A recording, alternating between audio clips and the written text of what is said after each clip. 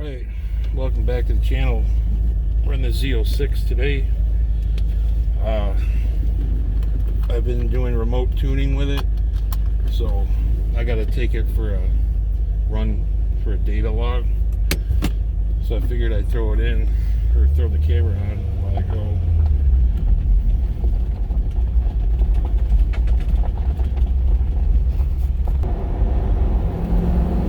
Like I was talking about with this car, I really like the way it drives, you know, with the LS9 cam and the positive displacement blower. You just have torque everywhere. It's just way more fun to drive for the street. I mean, I don't care about peaky shit, you know.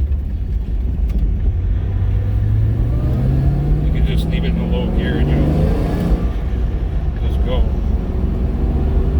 And I get the, like I said before, CR1 mufflers on it, Billy Boat headers, and stock Z06 H pipe. So it does not have the CR1X, so it sounds a little different. And then with this overdrive gear I just put in it, get up a little bit.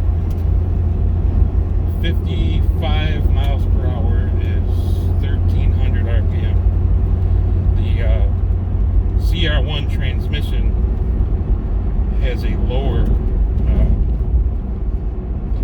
gear ratio than the Z06.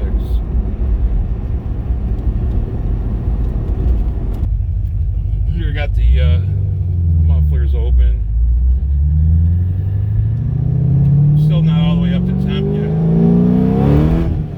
Broke loose a little bit.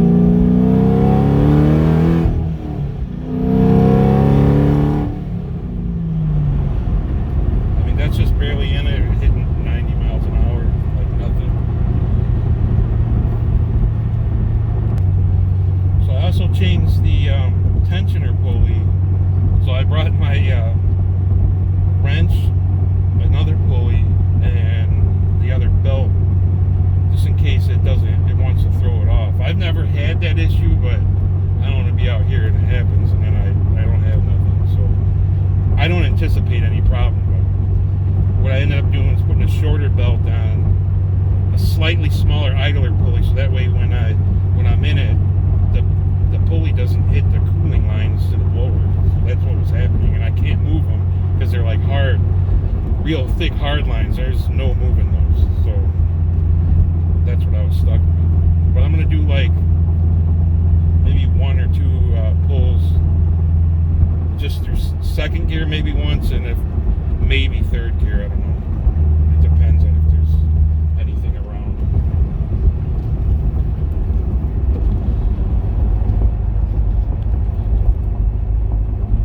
But this is usually where I can get it done.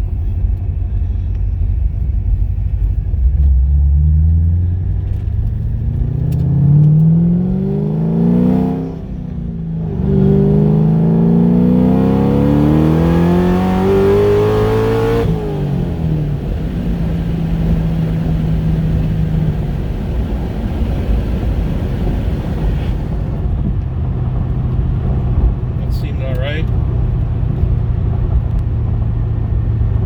Maybe up ahead I could do one in third gear, and that's all I'll need to set the tuner, so he can see if there needs to be any adjustments.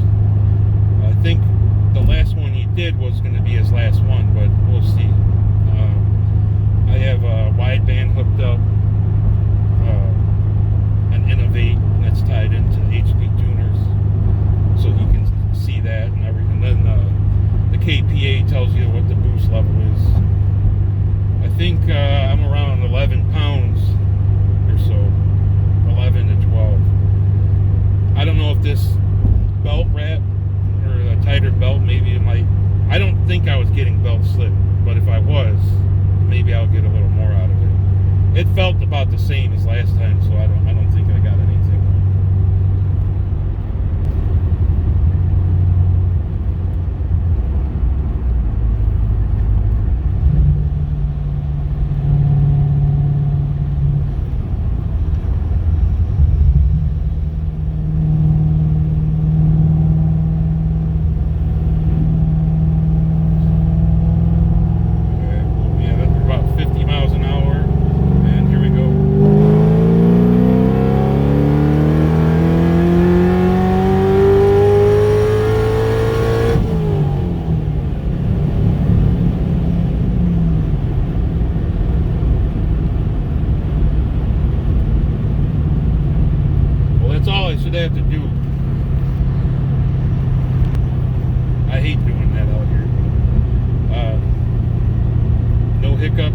felt fine. So we'll see what the data log says. I know it was staying at about 11 to 1, and when it got over 6,000, it was starting to encroach 12.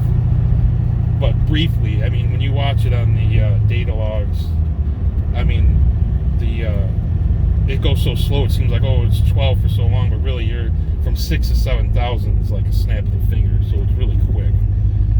But yeah.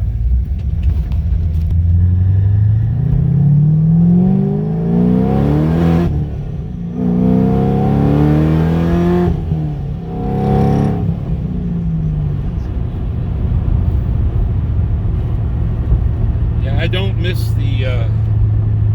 miss the LS7 at all. Not at all. This thing, let's put it this way. The LS7 had similar torque, but at 5,000 RPM, where this one has more torque than the LS7 at 2,500 RPM. And it has more horsepower. So I don't see what the big thing is having a big choppy cam, and I don't, you know what, it's all in what you think about it, as far as like how you feel about drivability. But one person's okay drivability to another is different, and I just don't like sitting at a light with the car all chopping up. I mean, I don't know, to me it just feels like the car's beating itself up and sitting at a light and the temperature's rising and all that. I don't know, I think it's just fine the way it is with the blower and the regular. It's like a factory cam. So yeah. And torque down low, I mean, you can't, I just think you can't beat it for the street, and that's what I do with the car. But yeah, I love this. It'd almost be like you could change the gear now, because if I would have known that, I probably would have left the other gears in it. I did have 410s in it. I do think that's too much. I think a 390 would be perfect, but unless I find some whip-ass deal, I think the 342s are staying in here, because that shit's just insane. Like, all my other cars with regular solid rear axles, I can do a gear swap for $200. And when I look to do the gear swap myself on this thing, the tools you need, you know, it's like $1,500 for the tools. Well, if you take it to RPM,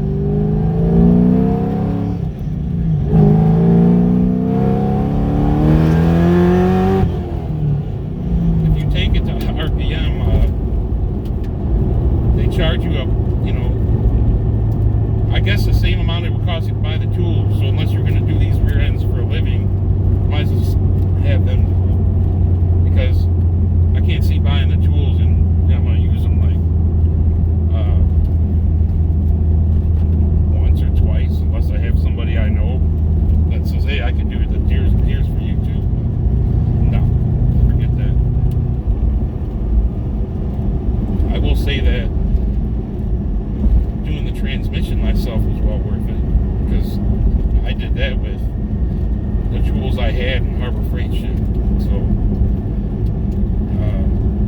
yeah, I ain't paying $4,000 to have my transmission done or whatever, if I could do it for basically a couple $100 just for parts.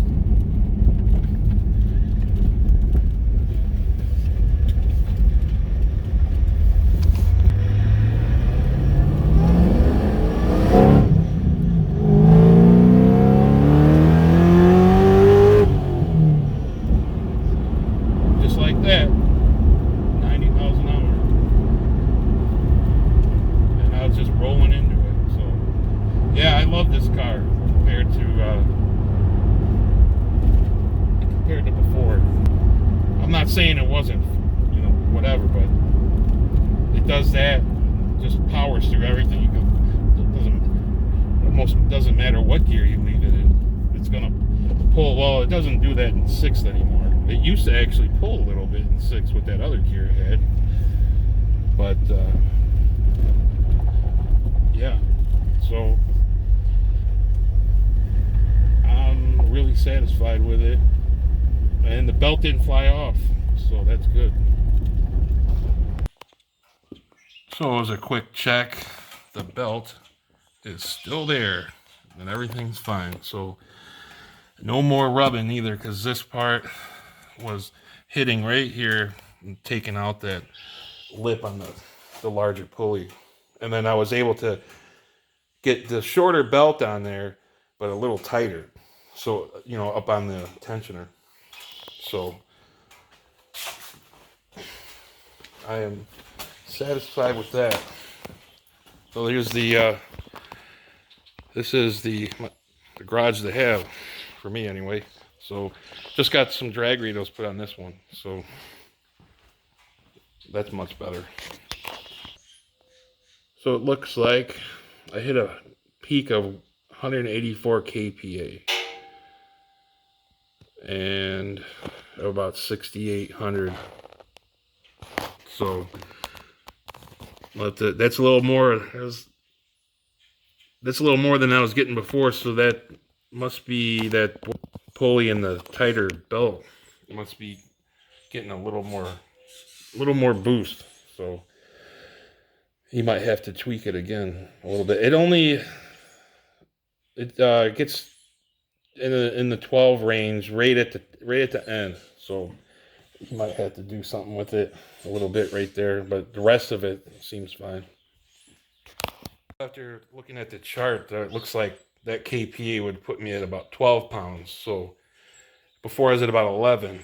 So looks like it gave me about a PSI.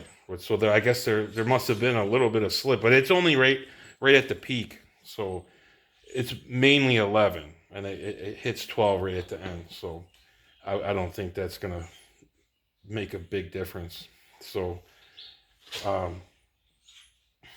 yeah, so I'll just have to send it to him and see where we go from there, if he's just gonna do a little bit. But the car didn't blow up.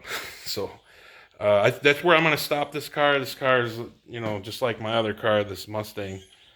I'm gonna leave it right where it's at. So running about 12 pounds, and that's it. The only thing I might upgrade is the fuel system. I'll probably do something with that, and maybe E85, you know. But well, there's an inner chiller that's going on there. So, but that's just gonna help. As far as, I don't think I'm gonna need a tune for that. That's just gonna help for driving in hot weather and stuff like that, and get a cooler air temp. So thanks for watching today. We'll get into some more stuff with this. I think in a couple weeks I'll be doing some more stuff to it, but the main core of it is done. Even if I lost that engine or whatever, I would just do the exact same thing. I mean, I might get a forged setup, but the same specs. I'm not changing nothing else. So like the same thing with this, but forged. That's it. So until next time, we'll talk to you later.